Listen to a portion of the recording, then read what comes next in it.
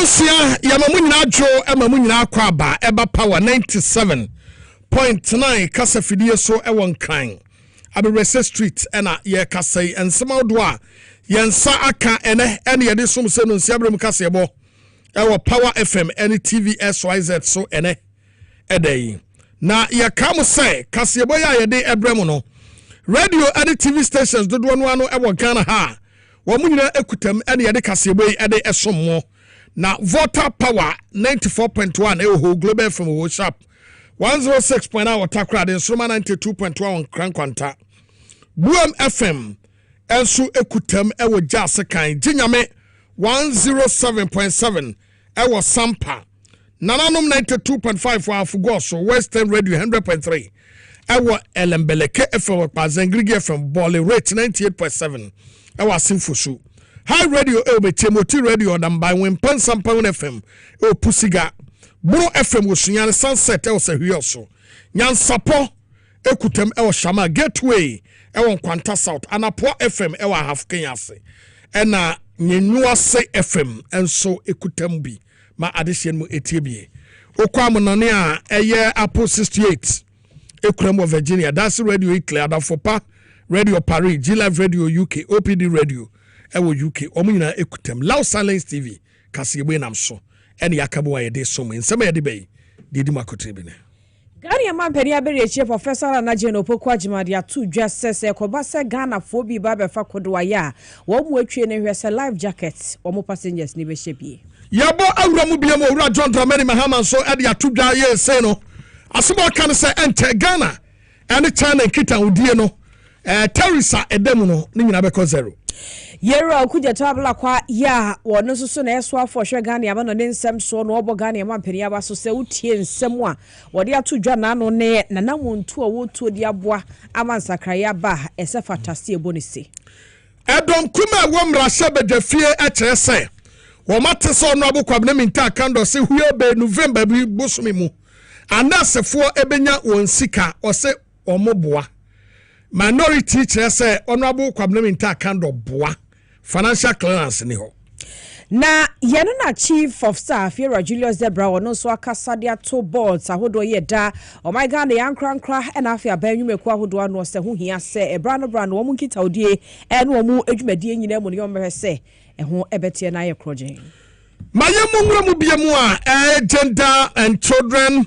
and the social protection minister Dr. Agnes Nambo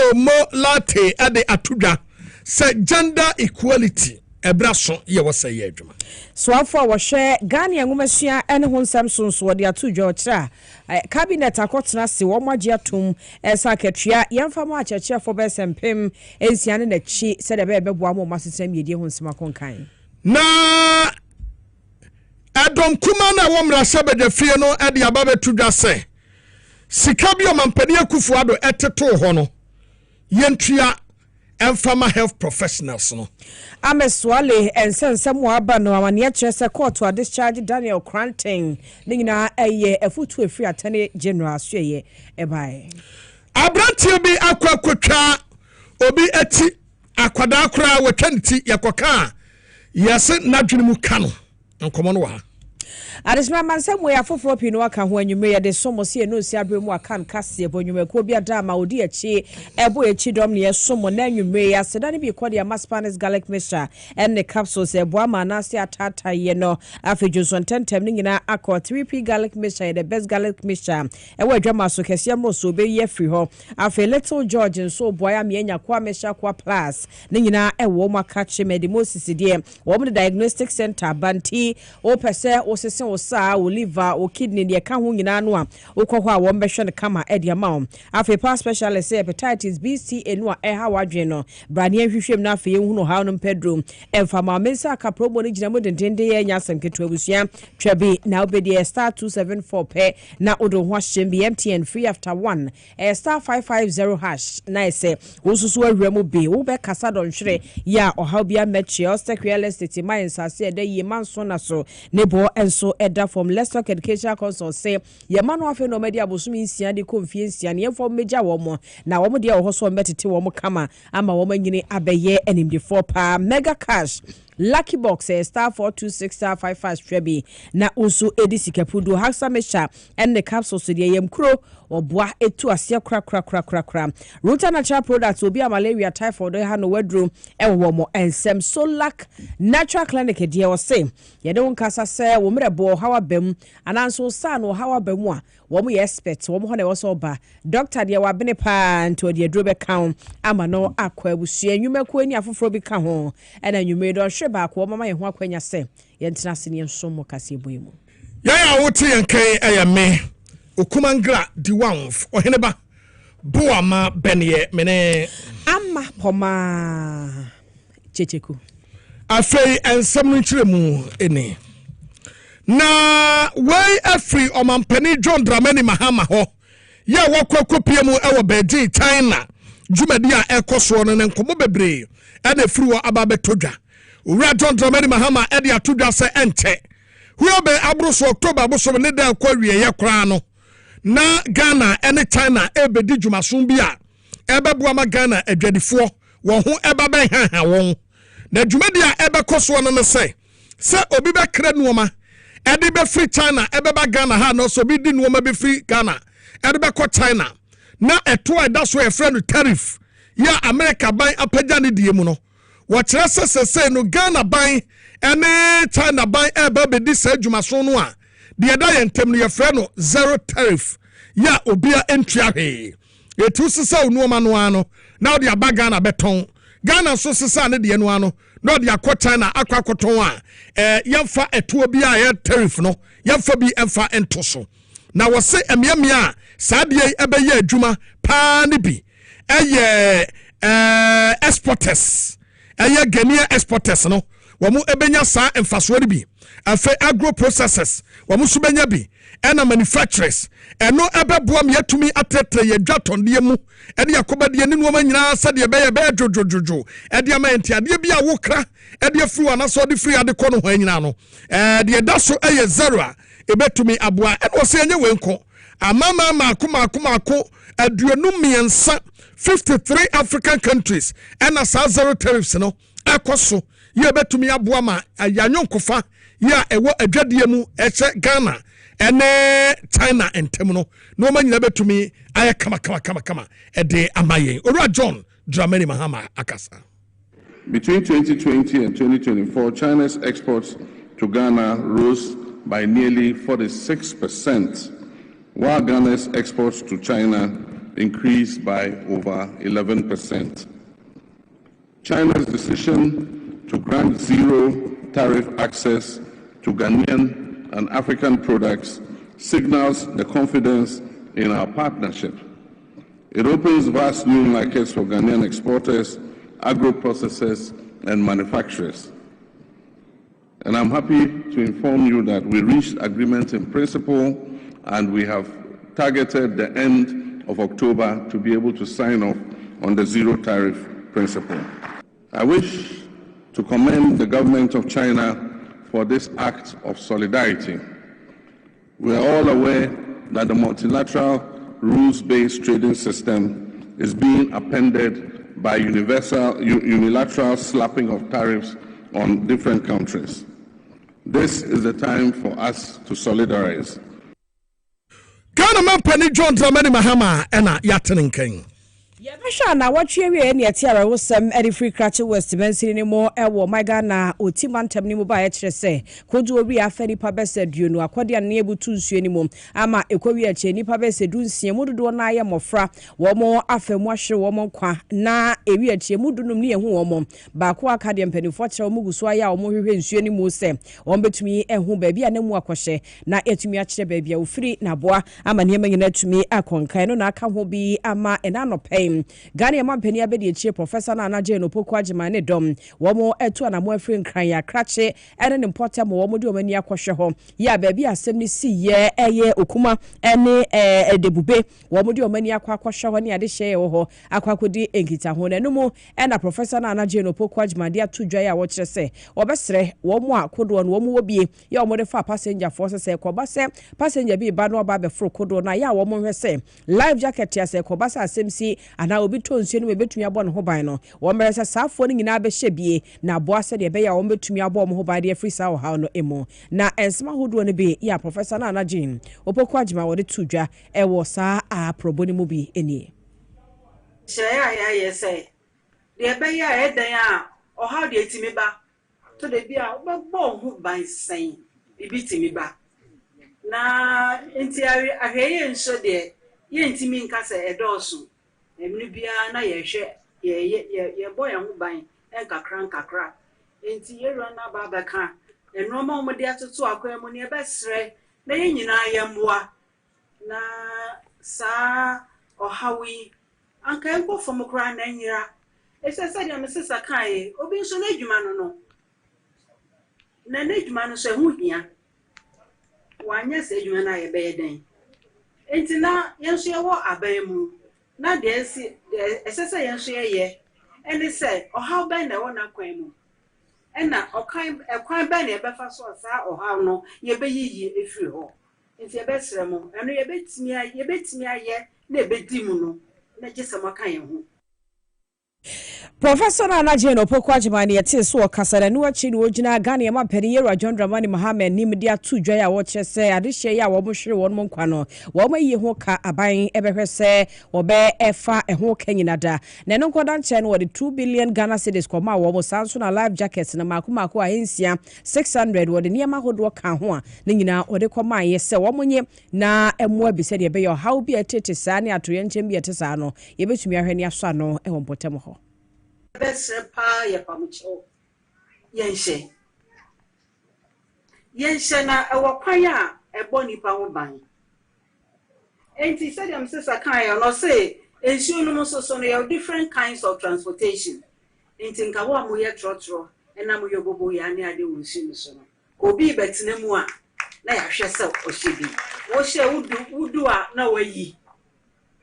obi nso so ba na ɔno nso so wabɛhyɛ enti ho ne besre mu enti esese no so yetu ho anamo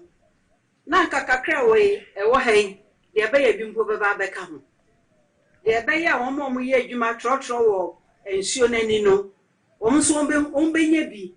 na ebia na nka no bo na wo fom ana bibisa na nka no so wo ne car no no boat no obi aba na ono so wo ba behye na kire se de America no o hawa entisa anka empire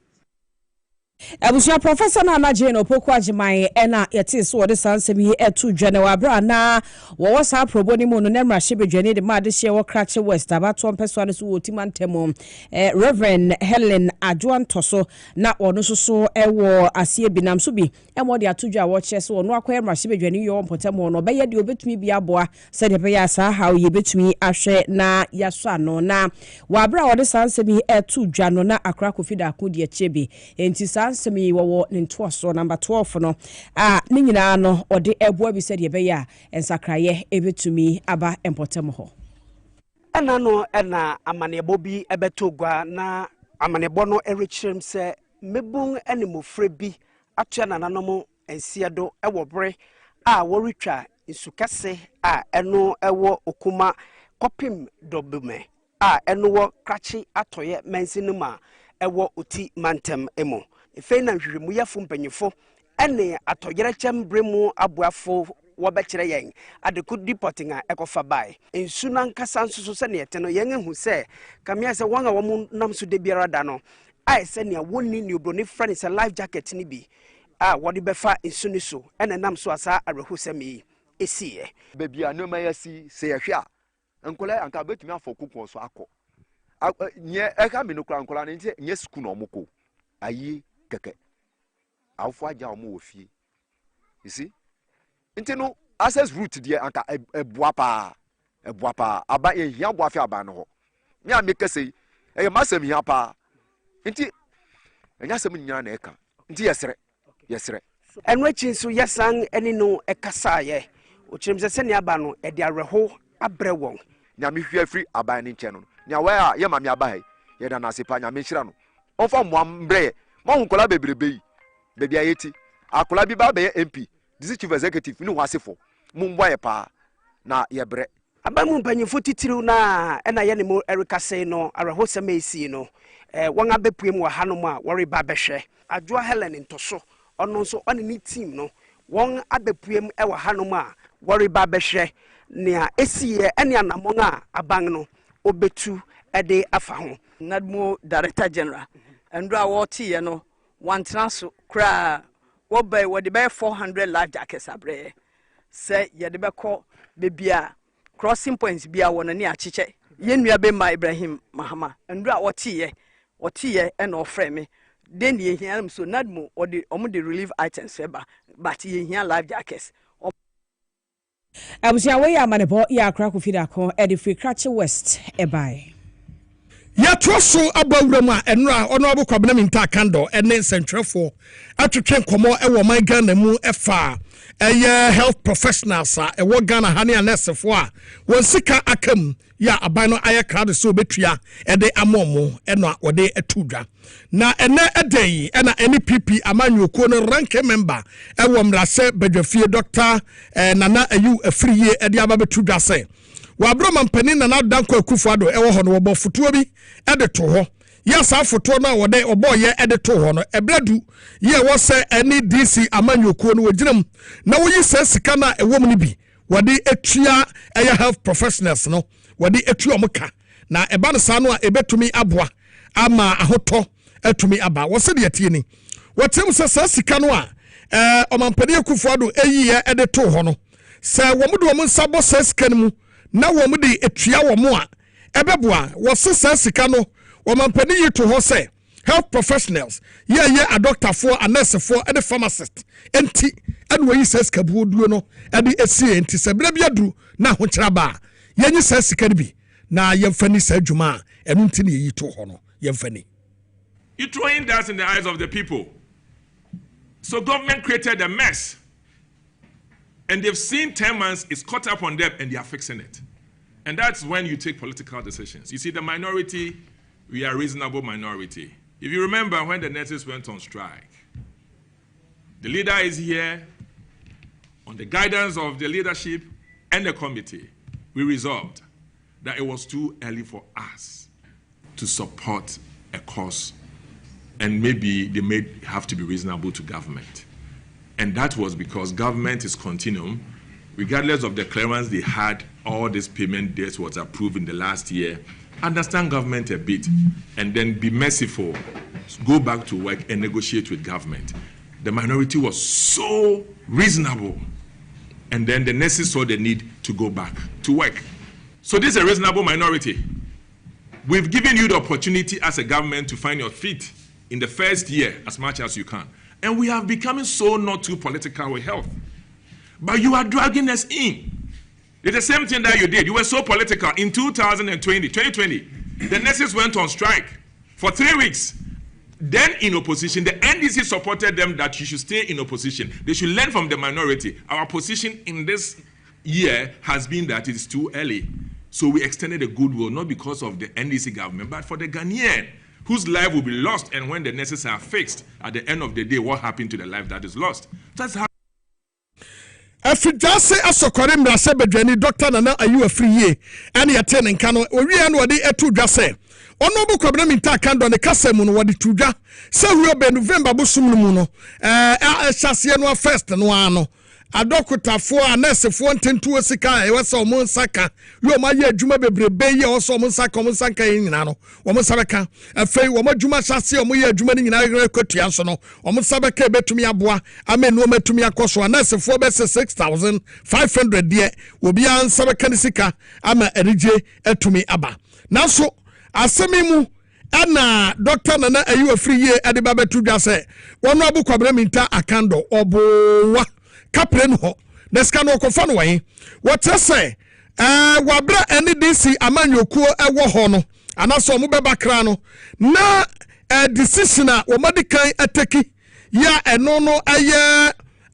professionals no one clearance no na December bosom de toso aduasa emfie mpimienu ani aduonu nan a spy bi ni ho yanka also mu renew no o man renew it is a sia ya putupuruma ba no so obey ho adwuma no ska no okofa no wan no de aba betua na class ben e no oba begina so obey ska no e de ama won o se we aban no a we sika bi ade to ho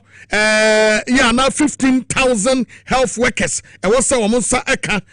enu 7,000 8,000 ukaboma which is 15,000 no ya tetem ya ka wo so bi ansa ka ne de na bredu wo se wo di sika no kokoma omo a o ba begina ba ye kokwasa sa jama wo sika bi wo ba bi wo se ka pre bi ni ho enti NDC amanyoku no wo mo enhwe ne ye no so aso wo de tu dwani.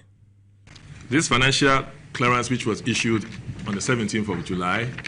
took effect immediately. The agencies that recruited, and this was the 7,000 or the 8,000 government keeps saying that were cleared financially. They are all part of this 15,000.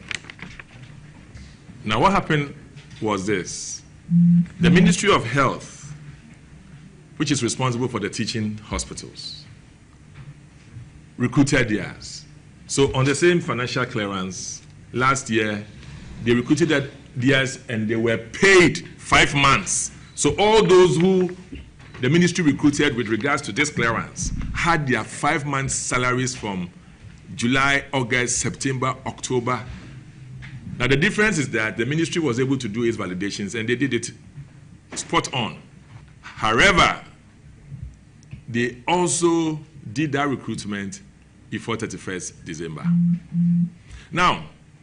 this clearance expired on the 31st December in item 7. As you read, it said, please note that this financial clearance expires on the 31st of December 2024 and cannot be used thereafter. Now, in normal public administration and civil service of this country, financial clearances expire. Even under this government, they will have financial clearances expire and they will go for extension. It is a normal practice in the system. It's no news, but you could only use it when you go for an extension for the Ministry of Finance. So why didn't government see the need? Money was allocated for 15,000.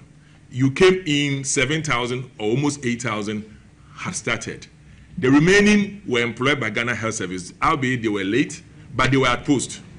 You didn't see the need to tell the institutions to reject them. Neither did the institutions write to you to reject them. What it meant was that they filled the gap and they were needed to be at post. So the institution used them, except for political reasons. They did not extend this for political reasons. And then 10 months down, they faced an embarrassment where the students or the staff went on a public agitation, demonstration, to draw your mind to this clearance and the need for extension. Embarrassing enough. You are saying that you've taken it to cabinet for an approval. What sort of cabinet do you have to take for an approval when you have a clearance already?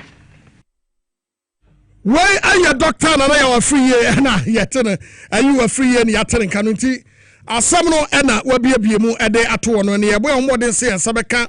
eye owura Tony Goodman na yene no edi nkomo oye kasamafo ede ma asoya ohwe apomden wonsam so Tony wahoma yabomu a sa eba sa emba eba na emomu mfa sa oye bibi kra no adawroma jemre na yene nkomo kakra na asem ya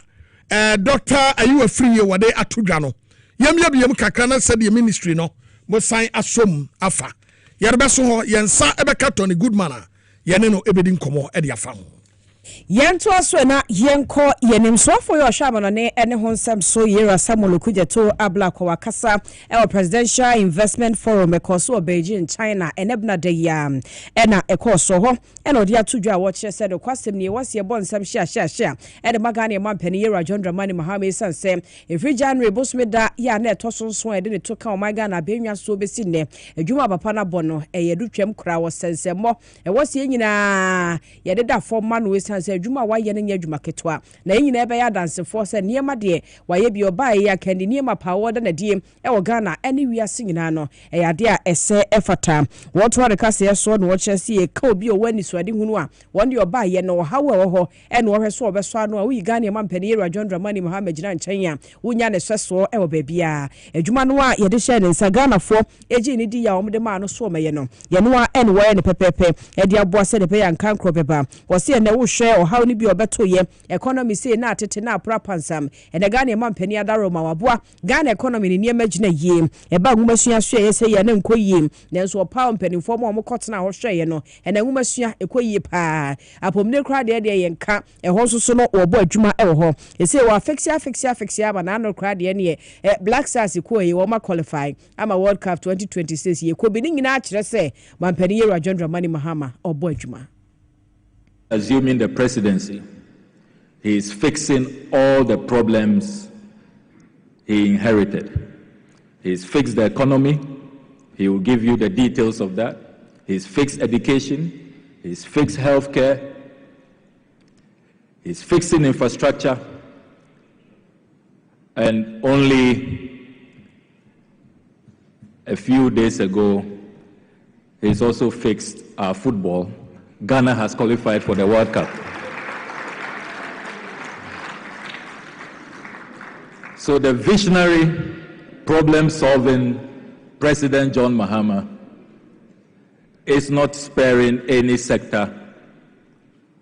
of national development. Yes, I am calling man to be a man or Tony Goodman and Coaching Como. And far and free Ministry of Health. Mira, Wadaro Manumia Mwakwaba. Ora good man, Yamakwaba. Boko Pana won't sway. I don't know. Yada Tradian Passe, and Doctor Nana, you a free year. Ababe Kasa, Edia Fa, and Rans, and Trefun Siamudia. One Rabu Minta Kando, were they a 2 Jano. Na, what you say? Sir, 6,500 clearance no must cabinet approve no kwasem bi anim esa say July mu e na omu hu clearance bi animo di kan e dia babonten ya mo chese sa clearance no eye anesefo ne adoctorfo no mo kan ho nipa be say 15,000 enti samusimo sa kwakwanya clearance fofra clearance ben ho asem e na mo kan asemi musom sen. And that's a much for you. Yeah, sure, sir. As some way, I get a dear or was said up past soccer because green one as some way and person, yes, and person because we share. Yes, yeah, I'm a financial clearance. Yeah, the document, I said I'm a financial clearance at the trouble. See, maybe in 2015. Maybe one of the time it takes us the reason, the ethos of the argument, but the Manchester, we will say a normal honorable member of the persuasion. Financial cabinet approval because agencies are institutions, no doubt. Education Council, Ministry of Another Security, the cabinet will say about approval for all of them. And the problem is just to that will be 2024 or started 2023. Every 2024 one channel can. I said I just can't edit. I want to say, yeah, okay. Of a threat Ghana force, it's me to every year in Chilka. And the woman also, yeah.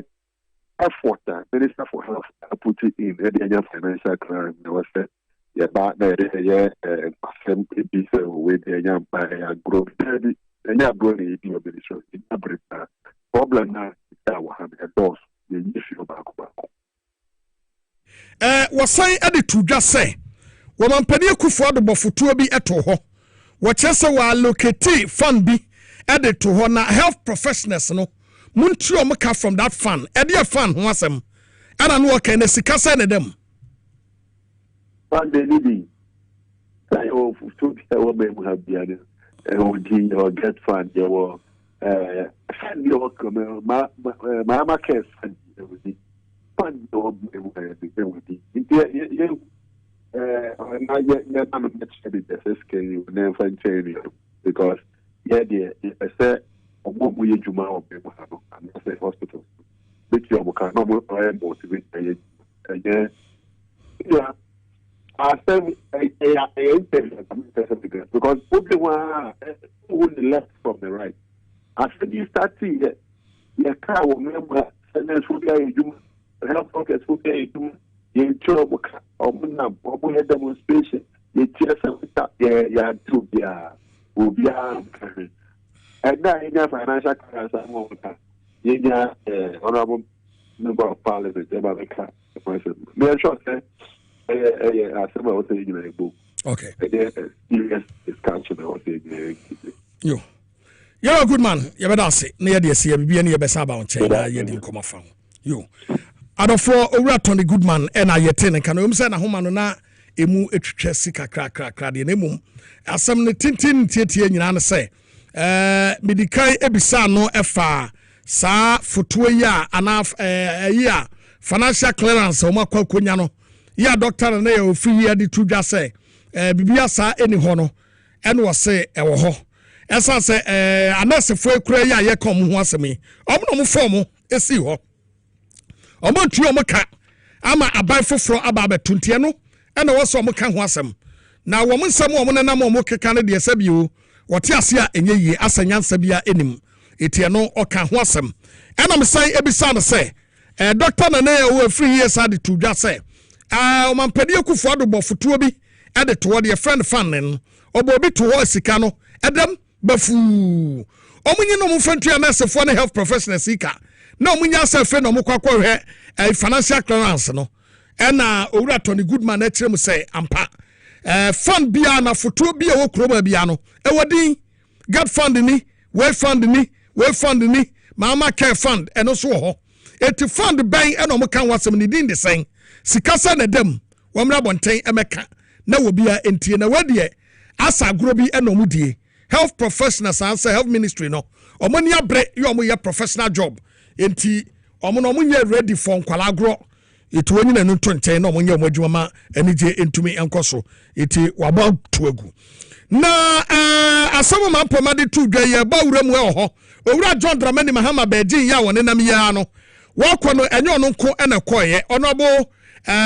na momo late Agnes eka ho ye na wo mo ekoye kokoduru ho na enkobodie mu na sanse na eye ema adwumadie no mu die ntino onobo momo ekoye kokopie mu kokasai ede fa adwumadie na se enu mo kan wasem baako eye ekwan a emema ne ma ebedi chempe ewo bibia mu the friend gender equality no se bema ni oba ni de ade a bema ebetumi aye no oba ebetumi aye no pepepe wa bra obi enhuhuru obi na eno no kobo ho dawru ho a na wo kyerem se ebredura ewo se oman Ghana yetumi agye se no ma no etum ema ahotomapa etumi eba wojira mu se wo owura John Dramani Mahama nkoden ya wojira mu a wode ekasa ne se de osi ye no a wapaja ma bebre wo ha wo man Ghana mu ya wo omampani abedi akira wono ankasa no woye oba afi wono Agnes na momolate eyo oba ema bebre so ewo a owura John Dramani Mahama atumi ama won dibre hodo enu nto on de na sama wo kan se wonim se wei enche kra ema ne memba nyina no eba ye pepepe ya owura adwuma ba komu a ema du a memadu ne nyina aka boma ye adwuma fefefe amenuoma atumi akoso wakasae. I want to join my voices to the many that have congratulated China in taking the lead once again to bring all leaders together, global leaders, to champion gender equality. From the statements that were read, you realize that individual countries are doing a lot. What I take from the, let me say, the Chinese leadership is that it is not good enough that we are doing something individually, but collectively. So all the 4 points he highlighted, he was calling for joint collaboration to ensure that gender equality is at the center stage of all global discussions. I would say that he showed commitment, and almost all the speeches and statements showed commitment. But then moving beyond the statement is what we are calling for. I think you heard that from the President of the Republic of Ghana, that is His Excellency John Dramani Mahama, calling for action that beyond what we have all committed to or said, what are the steps that we are taking to ensure that the next time we meet again is not just the usual statement. I commend China for the leadership, 30 years and bringing us back again to the table to look at the successes chalked, the journey so far, where we can improve, and the things that we need to do as pragmatic steps to ensure that when we gather again and are assessing ourselves, we move far better. What's gender and kwada and social protection? Honorable Dr. Agnes na Mumo Lati and Yatanking. Yentua so na ene National Boardroom Governance 2025 conference akoso won kan ha na yɛno yera Julius Debra we chief of staff e wo my Ghana mu kopie mu ase kasaye wone pani ampanifo to nsa frɛ no se gya onfa nimde ne mu nyameta adwumadi na chi nemwa e ma ne man koyie ho na ode atodwa wo kyerɛ se koba se yehwɛ boardroom sahodo ne nkita ode ahodo ye koso na mmerɛ yo ba hɔ a emwa ma ban enwuma ahodo a wodi ana se ne so ade hunu ya institutions ne wo so omde beboa ama enka kraba ne ntimi nwemu die ne se nti wo so mo hwɛ so mo dwumadi ahodo nyina mu no wo mo ede emra bebata ho na wo ma ye ne pepepe ama ne ma nyina akɔyie no boa bi e ma se bank ntabu emu da ho ba transparency se ne mu da ho kama nso a enema mutimi eda ho yie e ma etimi kɔ na ne se nti obesere ese eba ankrenkre e na afi so eye aban institutions ahodo mo board no a eya wo mo hwɛ se brano enema no a eboa bo mo dwumadi ho ba ma ne di mu no wo mo bekurekure mu na etumi aboa wo sa kwan so ne nsɛm ne bia wo de to dwa enie. Industrialization, skills advancement, governance continuity protects national projects from political cycles and market volatility. When boardrooms think generationally, the present becomes the foundation, not the finish line. We must, however, acknowledge the realities before us. Boards today operate in an environment of heightened public scrutiny, fast-changing markets, and tightening regulations. Weak governance invites reputational harm, legal exposure, and financial instability. That is why the government continues to strengthen accountability and transparency through initiatives such as the Reset Agenda and Government Accountability Series, where sector ministers publicly account for policies and progress made. Accountability is not a performance. It is a trust exercised on behalf of the people. Yet no amount of policy can replace the culture of integrity that begins within the boardroom. To our chairpersons and board members gathered here today, the challenge is clear. Anchor strategy in accurate data, tie productivity to purpose, embed after readiness in your operations. Diversify finance for resiliency, not fragility. Strengthen supply chain governance and measure sustainability as a core boardroom metric. Build a next generation of leaders and insist on ethics as the foundation of performance. Governance is not an event, it is a continuous discipline. I was your chief of staff, Yera Julius Debra, and yet in King. Na yamungra mu na yakonkodi sankomo emfa emfiri ho asambi ababe todwa ene se wo mu atie se abrantie bia nadwunu mu eka no kakra akwa kotwa obi eti afiso ama yabono ama na afrim na ye kwa homa so na ye ne kwaku minta Heford akwa kwantwe komo kwaku akwa aba yo ye he se ensabeka eye kwakuminta Heford ne ne no edi nkomo ede afade ekoso no ho na mfimfim antem ena ababetodwa se akoda bia wanya emfie enkron obi ekuno na woni pakro no a okun no no wo mu esusu se nadwunu mu eka no wabodam otwaniti efri so na wo mu so ete no no o manfa nche no wono so amaye no nyodoa amasisei so no so frimo so mfrimo yenim ba bia asem no akwakusie eno nti yebo ehomode se yensa ebeka eye kwaku minta Heford na yene no adi nkomode afensemi ho na wakyekire mu dia kire se eba ne san na na wone akwadaa no edi agro na wo hwim sika no hwew ena etwa ne ti ano de ne to wo no de sika to ne ti kɔhwe en wo hweye ana otwa firi so na ene omu eku amanfo anansan ye story bi mamu a na akoa no okuwa wahrawa no ne wo brebo ne nasefo no ena na wode ye kalomo ewe na we so no wo no wore ana wonde otwa tire ne keke no wode bobo yo yensa aka kwaku minta hefodo ewa homa so kwaku akwabo ba Heford akwaba mejo so minia na bokode nyame de bibia bokko mejiri samosom ho ye bokopa yase abrantia bi ewo asenof wa kokokum akwada wanya emfie nkron eba ne sen minia meda so na odi tudwa no enne wie bra na afem to breka se ne ekoso no a ena yenya na ntie se wudie bi akoso ewo asen north ekroba kwa efe no abuom eno ewo eye breku na yebo ana ekọ ne se abamu a wanya mfie beye enkono ekodu so a yefe no kojo dia ede ma ekojo no nipa bi ede se kan atuni minimu etwa sabre na se waye nyame dia kra na eno ena maranti ana wo ho no kire se wo mu hunu abrantie bi a efe no esu na sabrantie esuyi nipa bi a na bim so se na adwene mu eka na kakra birebi krampo no wokofa nipa tirikonkura bi ewo eye esie de be fi bedi agro ntina eye nkofo se na adwene ka na kakra na abrante no musun se wudie no obetimi edie na sabra ye ne ekopie wona se abrante ni tini de yitwakra ma ka krem kwa ma nefu so ena fi ne nsa kwa so yitwa efuru okra na ne nsa ne de nipa otwa ye no wode koye nti bra no musu sabrante no ena eye sade no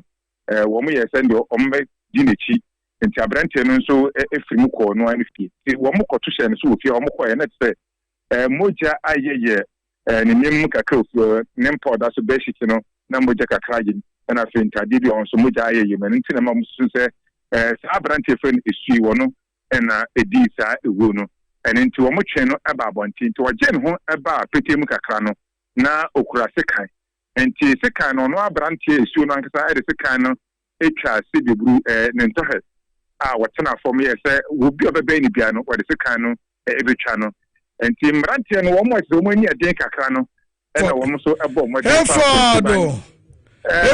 effort to bo ase ne nkomo no emu ya ehu kakra ba de edi kan de se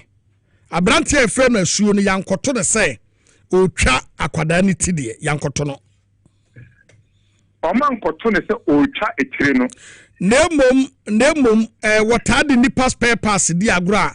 ana anokro kofa nipa ti konkura no wode bobo wode di agro na ebra asem ni sie no so no wo mte se ono so ni nipa wo mu hunu wo area ho at that time no a asem ni sie no okay enu me pato me pese wodi kan kana me pese nchechire mu no ewie peye kakra ma me ena wo mu ko ni fie ono mo ko twe no ena wono a eso ni two conjon pins ni mu ena wode sekan otwa ba ko na otwa tu ni nyina afiri ho otwa tu ni nyina conjon pin otwa tu ni nyina sat na form kire se wo be ben ni bia so de sekan no ebetwa ya na bo ni gugugu ho bo ni otwa bo ni gu ho na denti o mususu se ono kwa ne ye ne bro mu wura ne fie ho no na se moja so ayeye no ankasa ne beshita e want ne dem ho no moja ayeye mtem o mususu se ende debe ono ene disa ewu no na abrantie no owoyere owoma wanya mfie be sesen ono kwa nete ano ne abusuafo nete wati nwuram wati fie chechire mu hodoma entiase anya adwuma esienu enya abrantie a woware womma na wati fie mu a oni abusua ena etie na so obi be kan se wono anena ma wo ne bra sense obia esusu okro ni se onye obia na adwene mu eda hosa yen so ntire efonti yentimi nkasa na adwene enye dwuma kora sense ye ni doctor report bi a kyerɛ sa na mom wɔne nam hɔ no ntɛ na bra bɔ ne su ɔda ne di ne deɛ obia eyi ne sɛ ɔno na agye no ɛnhyɛ da ɛnyɛ adwuma ɔne nam kurom ase obia nhyɛ da ɛmfa ne ho saa nti na sɛ hɔ no deɛ ɛteɛ no enti sese no wɔtwa hwa no firi hɔ ya wawu ana ɔda so te ase nti wɔn ankasa twa ahwa no kura firi hɔ no mmeranteɛ no a wɔn abɛtumi odu kakra no nso wɔn hwɛ sɛ ne nadeɛ no te wɔn asa fa nkontimba a bɛka sɛ wɔn ɛboro aberanteɛ esu yi ama ɔno nso ɛto ananam nsɛre nti ewie deɛ woyɛ aberanteɛ abɛmo na yɛtwa ne ti no a yɛtwa ne nsa a yɛngu ne nsa no bi ɛkɔ akɔ tɔ no a na kyɛ sɛ mokɔɛ no na ne nsa spare pass ne deɛ ɛno deɛ ɛni asuo hɔ baako deɛ ni hɔ na ɔmabɔ search wɔ asuo dam hɔ sɛ bi a ɛno no wɔde ahyɛ fridge m sa nkɔde bɛyɛ aduane adi anaasɛ anaa ɔmo hu biribi asaa bɛsi nɛ nti sɛ yɛkɛsɛ firi awia no bɛsi saa bere no deɛ polisifoɔ da so wɔ hɔ a wɔn ɛbɔ search kakra ɛsiane sɛ asɛm no sie no ACP Asarenya kɔ no yɛ divisional police commander no wɔde ne mmeranteɛ nso ɛbaeɛ in fact wɔn bɛdi kura no na afei na wɔn de petro kwegu aberanteɛ so anka ɔmbɛpɛgya de ato no mu nanso police no duru hɔ no na wɔwu dada nti wɔn bɛhyɛ no no na polisifoɔ no nso duru hɔ a wɔtumi ɛpataeɛ a wɔn agye aberanteɛ no mu no ɛna afei abɛmoa no nso mu a wɔn de ne nyinaa ɛba polisi aberanteɛ ɛbɛhyɛ eti sɛ asuo hwa no wɔ hen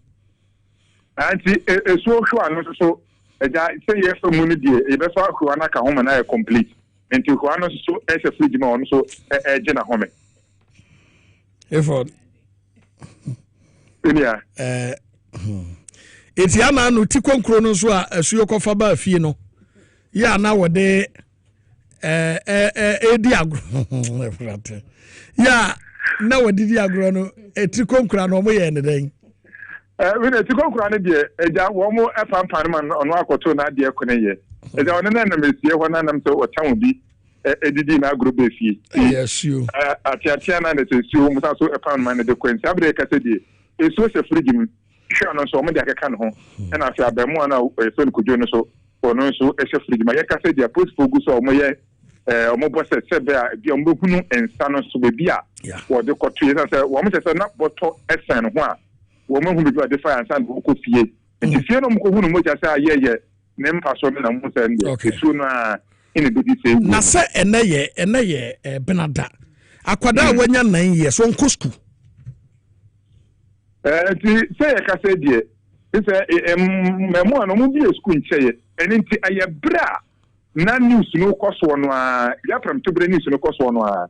ena arahosam yi esie enti ya tukwa de esie tiri so wan kosko na na so ne ma me ake betimi ne di nkomo no ye duru ho na tse wonu atinu se da me collapse a ono so da ya resabia ye twa ono so be recover na tse yetimi ebisa no sa abofra no ehemfa no koye suma no anaya suma no na so kosko na wanko afi identify na obi anka no ho ni di kure nya ye kodwo no afi ne fu nem no kura no e de sɛ ni nyina no ma me ana nke bibisa no wono nso so na wɔte news na wono nso collapse ya ye hwɛ ni sɛ ɔbɛ recover na nke ne no e di nkuma ɛto so esio fi on so se ye fitwesi a wo manfo mo tiwo no so wo nyina apa ka mo na e ni fi wa wo nso so bia na mmemo ano abeto ahyɛ mo so so ofie so mmemo ani ka sɛ esio fi okura no o metwa atum ɛni nti ama hu nti no esio mo meti no so fitwesi a wo nyina so efruba obi akobɔ ne sisi o baby esuo nti esuo so ankoye bema o esansa wo hwɛ ne bula matali ya na emu odupa o Heford ma me fancy ya wate mate biya arofo ma na hwere nipa baako yanku betumi a sharpen o moma ni gi aba ena ode efrimu yi yenyina yoro ho semi so na ana yoro ho sam foforo ho yenyina yoro ho semi so na yenya aboafo nkrato emra na yeba yebekɔ akwaje nkrato yi abatewu yɛmfa asede mu na wode mini kan ente enkrato yi emfamfiri Solak Natural Clinic ena eto ne nsa de frɛ mu yi na Dr. Panin se yɛmfa nto ɛyɛ Ghana fo nyinaa anim sɛ apɔmuden ɛyɛ na ɛwɔ sɛ wɔ bibia som yi ɛsan sɛ ewiase no wanso wɔ apɔmuden mu wi a wɔtena bi ebetumi awie obɔne ɛne san kidney and liver yadeɛ bi a ɔmampani kura hu sɛ ekum nipa sɛ nipa nti sesei wɔde ho hyehyɛ ɛde kama hama kɛ ne ho sɛdeɛ ɛbɛyɛ ɔmo kɔ private hospital ne nyinaa no ebetumi yɛnyɛ mu mfasoɔ menua wo kidney ho te sɛn na wo liver ɛho ɛte sɛn wataki ahwɛ watu anamo bisa wo bɛkyɛke Ghana fo problem baako sɛ sɛ yɛyare a ɛyɛ ne yɛmpɛsɛ yɛbɛkyɛke nipadua no ne yɛho akwa no baabi a atɔtema nanso kidney and liver ɛwɔ nipadua no mu a bibi ɛtɔtema ɛwɔ ho a unhunu nti no ɛnɛ dɛyi yɛbɛkamfo ama wo sɛ tuanamɔn wɔtena ka ho ɛde kɔ akɔsi kɔna kɔkyɛke Dr. Penia wɔda Solak Natural Clinic ano wɔsɛ bra bɛkyɛke wo kidney and wo liver with just 200 Ghana cedis pɛ na ɔsɛ wɔkyɛke ma wo wie a akane no woyɛ liver function test and a kidney function tester one cost to krano 1,500 deɛ wobɛtua ɛno nti na hunu amanfo mo ntumi nkɔyɛ ɛno na ɔka kyɛw sɛ for just 200 Ghana cedis fabra be liver function test and a kidney function test na yɛwo kidney no any liver na hoɔden baabi a ɛgyinam sɛ hoɔden a ɔbɛka kyerɛw ɛho nyɛ den so a wɔde wobɛto aduro so ama ho ayɛ den asɛ kura so a ɛwanamontu obɛmu watuo sɛdeɛ ɛbɛyɛ ɔkyena wonkɔ wie dialysis so ɛna woda dialysis so mpo a wonso bɛtumi atu anamo aba na wama waduru ɛbɛma ho atɔ Solak Natural Clinic onyankopɔn ɛde wei ho abɔdin ɛde adom no a ɔba a ɔbɛhwɛ wo ama anigye atumi aba etu yɛ nipa bi a wonso wahu nsankyerɛni ne bi sɛ wo nase ɛtaatae wodwonso a asɛ ani ayɛ kɔɔ bi nso ɛnyɛ mogya wano ho ɛne enuoma nsankyerɛni ahodoɔ a ɛkyerɛ sɛ wo kidney ana wo liver ɛyɛ yi ne nyinaa no ɛdanadi dwonso pew ɛne nuoma bi ɛkeka ka ho no wada madamfo fabra na wɔn check ma wo afei woyɛ nipa bi a wo prostate wɔnyɛ problem ɛwɔ ho prostate wɔnyɛ serious problem wɔnyɛ namu yadeɛ anaasɛ bi a wɔne wɔ bi akɔ akɔhyia ma da yadeɛ bi abɔ wa wada Roma Solak Natural Clinic ɛna wɔsɛ oba ɛyapɔmden abia ya yɛde abibiduro kan ɛna ɛsa yadeɛ a obi obewura ho bia no wɔde nsɛnkyerɛni ɛna pie ɛma no a mopɛ awo no mu kidney mu womb no awodie no problem aba ho no wada Roma fabra na wɔhwɛ ma wo ma anigye ɛnkɔso wɔwɔ kokomlemle wɔyɛ wa fibro scan ɛwɔ hɔ ɛna wɔyɛ prostate scan ɛnso ɛwɔ hɔ wode awokɔ a wɔsɛ maba mebɛkyɛke sɛ nuoma wei nyina bi na yɛbɛkyɛke ama wo kokomlemle wɔbɛn Harvard Senior High School no mepato number wɔgye so ɛyɛ 0553 93 26 31 0553 93 26 31 TNBM 0553 93 26 31 Barai woni Solak enkodi nsawoso na wonso yade aka wato fam no ebema watumi asori agina so manije atumi aba yegyina we so agya aboafo nkra to taw ni aba ye ba enkomro woni bebiri wachire ye be so so ma ho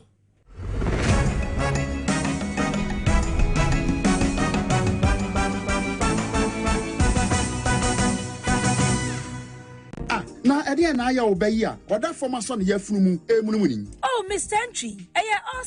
also yare ya tete me benfie pi nanso ne yam nnwo no da se me kire onu ahodo amato a me hunu hwe a ebe ya nwanwa. Menyi ni sɛ water ulcer tamfo Haxa capsules any Haxa mixture yanom bom kotia ulcer no bia ma no anom anka ne ho atɔ no dadaada ulcer dro de ɛno a ne Haxa capsules any Haxa mixture ankom ne nkyeremu ulcer ye kura ɛtɔ yɛfunu ɛne ensunu mu etumi a wɔyɛfunu ɛkeka wa wogyere ho a ɛnye ulcer etumi ɛma wɔyɛ checko ɛbra a wadidi awie so how ɛyɛ ulcer de a kɔpɛ Haxa capsules any Haxa mixture nanom bom na ho ɛbɛtɔ pedudu atu a kɔ Okanshi Drug Lane, Kumasi Dani Herbal, Takradi AA Mensa, Anafre 020-3822-855. apinfo abatan a woma won mofra no fo ene mofra woni mfie dumienu enka ho Haxa capsules ene ne mixture Ulcer tamfo edie age adwadie nkratoyi yi atom.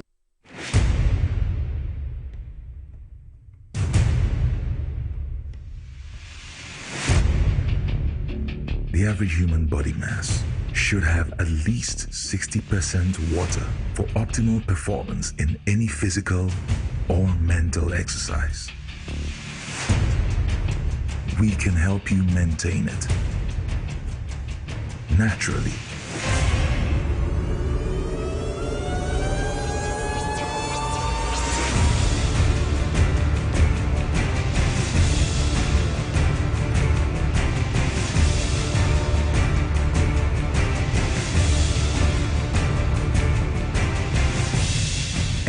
Natural mineral water. Simply natural. For bulk purchase, call 0596 273 546 or 0596 273 547. This advert is FDA approved. The family na kwa me taxi driver na enkane na misisi eso misisi na kame na to na twetwe binya 3p garlic misa no aboa me pa that's a miracle bi wadro no just mafu no kra se die sia twimi ankasa me humi esi so me humi ana esi so obeka se die bibi hye me so bi no na ye normal ni bi pi na ti no ti pa me sa 3 days ni na edona ankasa de nyankopon de ayi bi ahodi ti ma yi bi nyasam ketwa ana se we de me fro aka so na me fa hye me nkwa no me de abe fa 3 years ni ana ase me gina ho a me na mu sinya hye me kwa me de ameko bi amu so much me duru ta ba 6 years ni o tema disi am ye ma ji se ene me jaina ta ya le ne nku me preko ene 4 days ana me koto 3 garlic mixture ni tema me kase yankupo no yam se ende ya me no kase me ho ato me a me gin wa me ntiase 3p garlic mixture ubenya bi wo mamu pharmaceutical shops and herbal shops Fred Piwak e wo 024 89 288 24 and 020 100 002.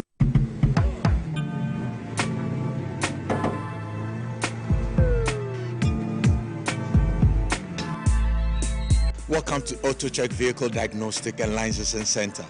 I hear my car can be checked here without going to Accra. Sure.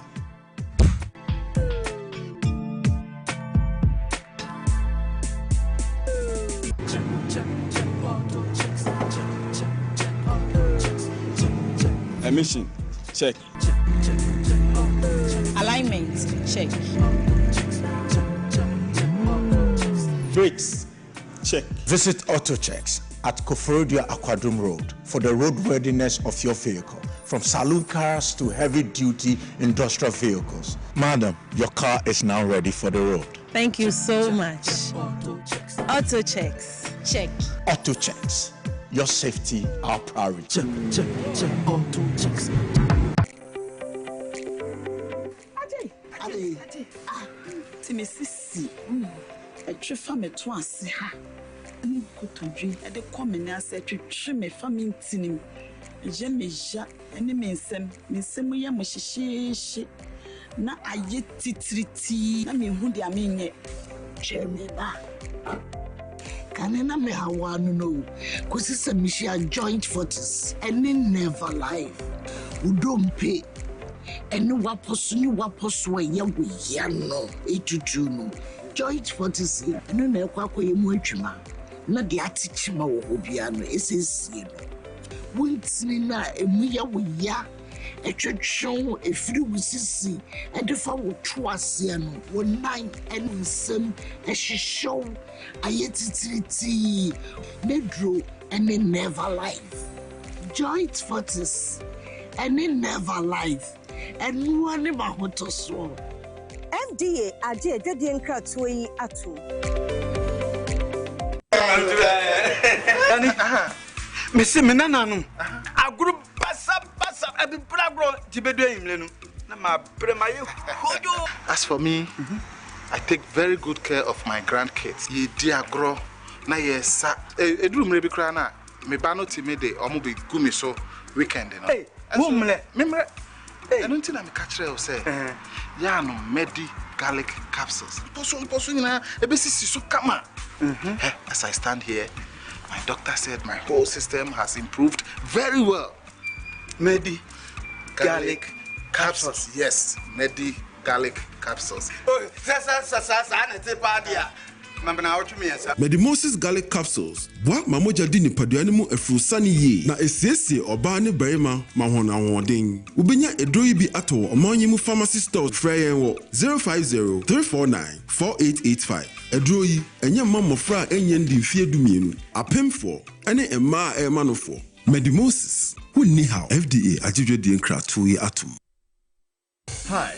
I'm pleased to introduce to you Cancer Mixture, a herbal mixture for arthritic pain. Arthritis,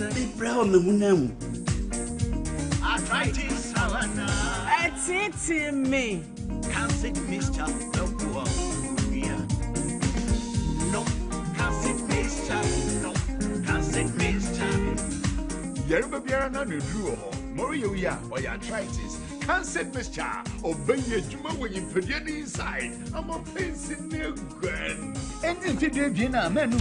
on your market for in your button, I want one menu for. First, baby, I'm from one Sanka, Senior Susan, Boliviara, home doctor, and I report for FDA Med Safety App Nodo. And Katui, FDA App Nodo.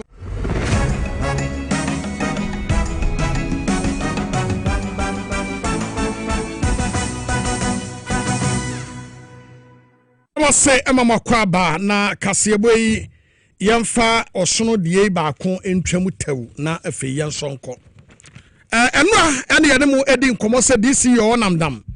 ede ababetudwa ya nasem a wo kan say wo munya hoto ewo mu mpatam ewo tifido atoymantem Upper West Region Owura Francis Tobic yewona ene wo de tudwa se osono emo munya hoto ewo mu mfu o moye ubedua bayire ubedua bante ubedua mankane obeba no osuro buro ni nyina de aguso a osuro ne ha mo pa na yentie nsama wodi tu dwa bi. The most pressing thing has to do with farmers putting their energy and efforts in place to cultivate their crops only for the elephants to come and harvest everything, and this is a threat to food security in our district, and that is our challenge. The elephants are migratory animals. They move from one place to the other. We don't have control over them. They come when they want to come and leave when they want to leave. But they have a way of detecting when there is food. And so they may be far away, but then anytime the food is ready for harvesting or getting ready for harvesting, you see them resurface and they will destroy our farms, rendering our people poorer and poorer. Even the economic trees like shea nut that our women used to do and make shea butter currently is a problem because those trees are being pulled down and they are no longer, their density is reducing in the bush because of the elephants. The elephant eats the fruits of those the shea nut trees, and in an attempt they pull them down. And idea samaba enti we the best wildlife for said the hippopotamus for the ba yam koboa omo no we so the osono e de apiem itimo koboa omo and Alhaji Senari and ne birthday enunti yanwo hye the father figure Alhaji Senari yanwo hye the birthday wo pani pani bia yenenwa na tifie ha ye dwumadi ahodo ye bobo abai bia ye bia no yenenwa na ye papa happy birthday to you wo twedi amponyame o ma wunyi nche o ma wo so emfiri adumu enko adumu His Excellency Alhaji Senari wono no gina Ghana na mu e wo Saudi Arabia en yesre twedi amponyame ema no se omoa ema enuoma nyina no entumi enkoso jojo emfa ema no enu ntisa otia ka kire Alhaji Senari se ena ne birthday ya ye wo hye no otwedi amponyame onhyira no papa happy birthday to you Alhaji Senari. Young first of them would do for us like natural clinic. I was so more Jumedi Yade Eshomono. Na Yanana say, and then a Daroma. Yadaso Eguso. Na Jumedi Ekoso Jojo. At the Emayang. Now I say, I want home ayo ding. We kidney, we liver problem abahwa. Fabra. Now one saw Yadiama Nije Sonko. Etumi Enkoso Adaroma. Kidney ni liver no or the beba kokomlemle. Wabe have a senior high school no. Number near 0553. 93 26 31 0553 932631 yana eya Spanish garlic mixture ene ne capsules no yana womo ase papa se womo ekurem ema adu papa womo de abreye no enuoma ekoso na SPARNIS Spanish wose wona se tataya obeboa woju so bebre bad cholesterol menstrual disorders arthritis halitosis and the account nyina no e wo se obo makache na omo eboa wo oba from 0266 1141 0266 1141 MTN everywhere you go me pato sendisika na wo sende a enuoma nyina betumi akoso wadaroma na mom ena de meka from on say dial star 550 hash star 550 hash na beka free after 1 ho o kasa 10 minutes bi obetua 1 minute o kasa 1 hour obetua 6 minutes pe etifa ho bedim dial star 550 hash star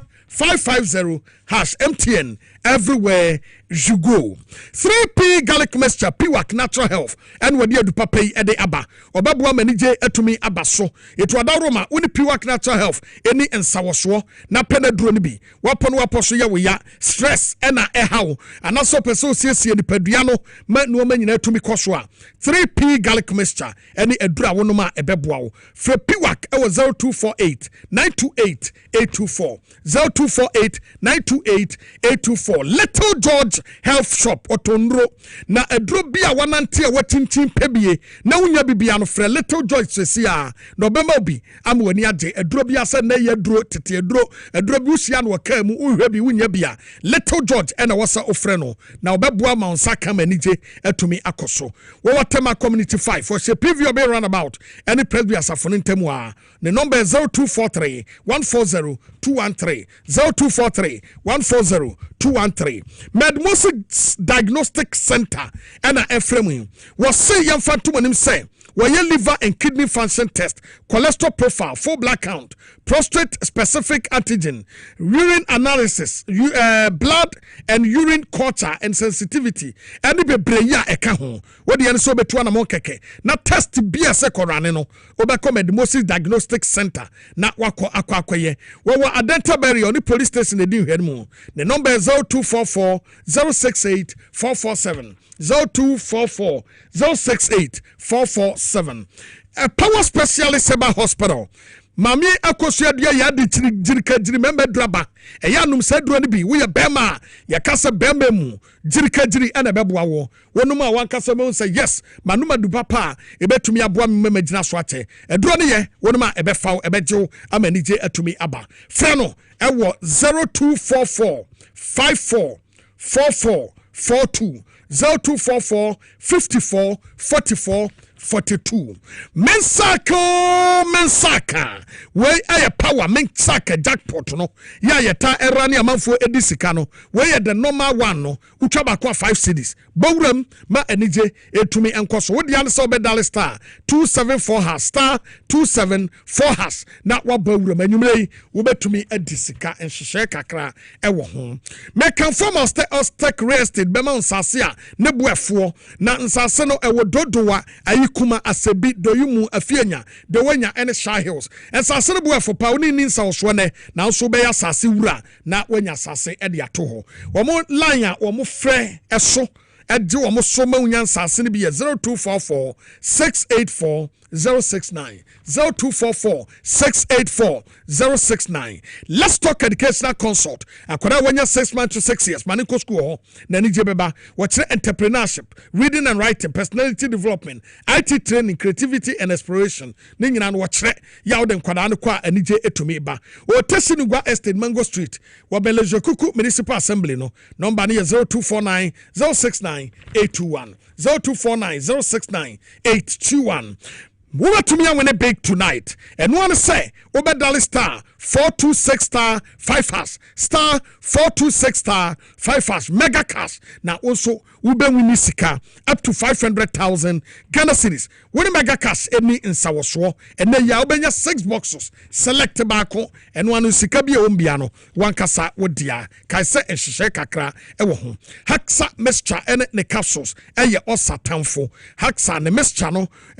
wuja onaya na moja wom aduane to yam na yam ya woni di yeso na yam ya osasa na wote o mobra pakra eti wosa se osa bi wo so a wadro eye haksa mixture ene ne capsules na nije ebetumi aba from 0240 238 310 0240 238 310. Finally, Ruta mixture, malaria fever, away. Ruta Titanic, a 2 typhoid fever. Ruta life, Nanesradi and Peduenmu, Emma Hotoba, Ruta, Nedrobia Agenkwa, from 0244 503443, 0244 503443.